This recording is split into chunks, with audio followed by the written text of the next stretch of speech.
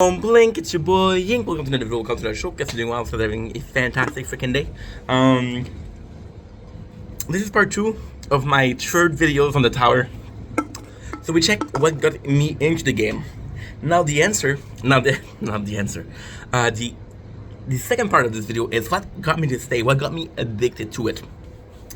See, I'm all about honesty here. I'm all about making sure I have to connect to the stream. I'm all about being transparent here. The tower, which is my favorite game, by the way, was all a question of convenience. Was all a question of, okay, well, I'm going to work, can leave it on. I went to sleep. I would go to sleep and I would record the tower while I slept. That's how crazy it was. That's how crazy it's still gonna be. We're gonna get new Wi-Fi soon, the 9th. I'm gonna be starting to do like really big run. Hopefully by doing those, I'm gonna have, because I can at least do tier 3. But that's not the video. I would do them at work and asleep, and I was obsessed back then with making content. I was obsessed with filming videos. I felt bad at work because I wasn't putting content. I felt bad at sleeping because I wasn't putting content. This is how obsessed I am. This is how obsessive, compulsive I am. But guess what? At least I'm honest, and maybe it's a flaw. I see it as perfectionist. I see it as a completionist. Sorry about the burp. The reason why I got hooked, I'll be completely honest. Because it was so convenient. I would upgrade shit here and there. This is actually bad, dude. This is actually bad. We're gonna go all the way back for 10 years. We can go back 10 years in the past, and there was this game called Final Fantasy. Final Fantasy was a game where you had those 3 heroes. You had the archer, knight, and healer, and you used to tap, and when you tap, you make more damage. But you can also buy allies. Allies would fight for you. So what I would do, I would play this game all day. And at first, of course, I was upgrading the archer and because I was going deeper. And then I realized that my games would last 12 to 15 hours before I even stopped, and I was even having a hard time, so I would leave it on. And I realized that I was upgrading. I needed to upgrade my hero and my priest, because my priest would heal the hero. So it didn't matter if I didn't press, I would have a lot of health and it would be completely healed. I'd be able to survive for longer. This was the same kind of situation, the same kind of logic with the tower. It was about surviving. It was about being here for a while. It was about upgrading shit that didn't make a lot of sense. For example, upgrading my wall, upgrading my health. And then, again, when I was at work, and I'm not repeating myself, but when I was at work, I would stick in tier 1. And in tier 1, nothing could stop me. I would go to wave 11,000, 12,000, and nothing could stop me. And then I started really paying attention to what I was doing. I started really paying attention to what was going on. I started really paying attention to how can I improve the logic behind it, and started buying some new ultimate weapons. Start focusing on upgrading ultimate weapon. Started focusing on upgrading health and regen. So I'm really focusing on going to the Discord and being part of Discord and really getting absorbed in the game and the logic of the game. And it's funny because when I started doing that, in a month, I did tier 6 and 7, reached 4,500. Now we're about to reach 4,500 on tier 8. We just unlocked the cheese skin, which is the wave 2,500 and tier 10. I'm clearing about 5 billion per run, and that's fun because the tower. So my biggest issue with the tower is with my ADHD. I wouldn't focus on a strategy. I would upgrade this, and I had a mindset of I'm upgrading something. There cannot be something wrong, right? And it is nice, and it's so nice because that's not even completely true.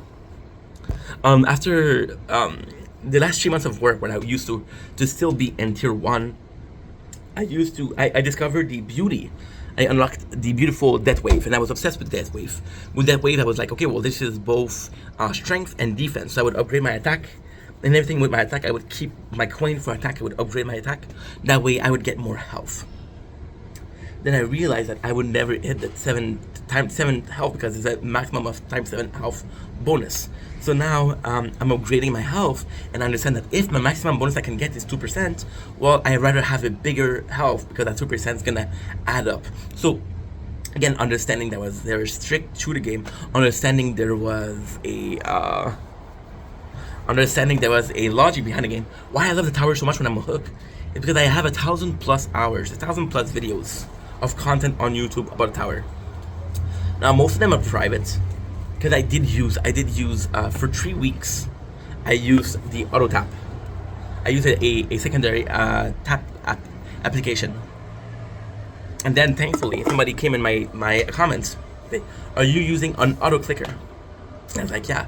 And I felt bad because again, it's a competitive game. It's not super competitive, but it's a competitive game, so it could be seen as cheating. And yeah, understanding that this got me hooked, understanding that every single person has a different tower, understanding that my biggest flaw was the fact that I went all, see, by going every single place, by upgrading everything, my growth is a lot slower. But when I do grow, it's a lot of growth. For example, when I start getting bees, multiple bees, billion per run, I was like, holy shit, now I can really start. And it's funny because I was stuck in the tier 1, tier 2, tier 3 for so long, guys, that I would, just true story too. I was stuck there for so long that I would start, there was a mission, right, of 400 upgrade per week, and I couldn't do it.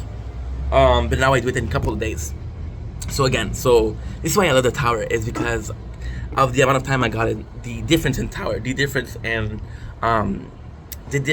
the different tower, different people is the update, is the event, the fact that every event gives you a skin, and there's small percentage of coin. It's so little, but it still matters. Every single 2 weeks, get 1.2% of bonus. But I've been playing the game for 8 months now. I don't know if you're getting math, but that's about 19% more coin. Got the bots, you got everything. There's constantly evolving. There's constantly new meta, new strategy. And I'm not the most strategic player, to be honest. There's also this beautiful thing with the tower as to where you upgrade your only tower. So it's not like, oh well, I upgraded this unit and this unit at the end of the day is completely useless. It's no. I upgraded the tower, and I'm going to repeat myself, but every single upgrade that I did, although seemingly pointless, were not pointless. See, it's a game that has been on for 3 years. Of course, it's not the best game ever, but it's my favorite game because, again, the thing that really hooked me with the tower is I got, again, ADHD. I'm not even joking. I'm gonna have a wave. I'm gonna have a I'm gonna have a I feel bad saying this, but I'm gonna have a 12,000 wave run, which lasts 15 hours, and I'll be able to go back to it, to look at it, to come back to it. It's funny because now I'm focusing on doing like tier 7 for 4,500, and I'm doing the trade health for coin because I feel like it's more coin for me. And it's so much fun because I'm gonna do like a 9 hours playthrough or run, and I'm gonna do my streams, I'm gonna do my clips, I'm gonna watch TV, and I'm gonna have it in the background. And then at the very end, I'm getting so invested because I know, okay, well, this is next to the end, we really have to push, and it's seemingly how far can we go. And it's funny because, again, there's such a curve. For example, there's a soft lock. When you start, when you upgrade health, it does so much difference because you're almost doubling your health every time. But then I reach a point where it's like 0.0001%. You have to find another way. And I fucking love that. I really do love that. My favorite game. Yesterday, 2 days ago, we unlocked the Spotlight. Spotlight really changed the game because, again, it was a ultimate weapon that used another ultimate weapon. That's pushing me to use ultimate weapon and to upgrade my ultimate weapon, which is Smart Missile and Spotlight. So I'm excited for that. And it's funny because I spent so many months, and I swear to God, I spent so much time running my Death Wave. And my Death Wave was fun because it was offensive and defensive, and then you realize Spotlight is offensive, plus you get a lot of coin. I have 2 ultimate weapon to unlock at 2,400 and at 3,000. The first one I have is Landmine, Inner Landmine, and the second one I have is Black Hole. And the people in the comments here are gonna say, why didn't you upgrade Black Hole? Black Hole? Because I didn't see how strong it was until now. Now I had to choose between Spotlight, Black Hole, and Inner Landmine, and I thought, well, I thought, well, Spotlight give me coin bonus, and I'm still needing coin. There's gonna be a point where I don't need coins, because everything I'm gonna do is gonna be pointless. But by the time there's gonna be some new update, for example, the last update with the module completely changed the game. There was a new update with the elites, completely changed the game. And if you look at them, there's a 5 months difference. So if you look at them, there's possibly 4 months until the next upgrade, the next big event or big updates. And by then, I'm gonna have my ultimate weapon ready. And it doesn't matter if coins are not the meta anymore. It's just gonna be fun. Anywho, I don't even have armor rend upgraded. So there, I have so much to do. I have like 500 billion to do. I'm doing 3 billions to run, so we're pretty far. But yeah, love you guys, peace.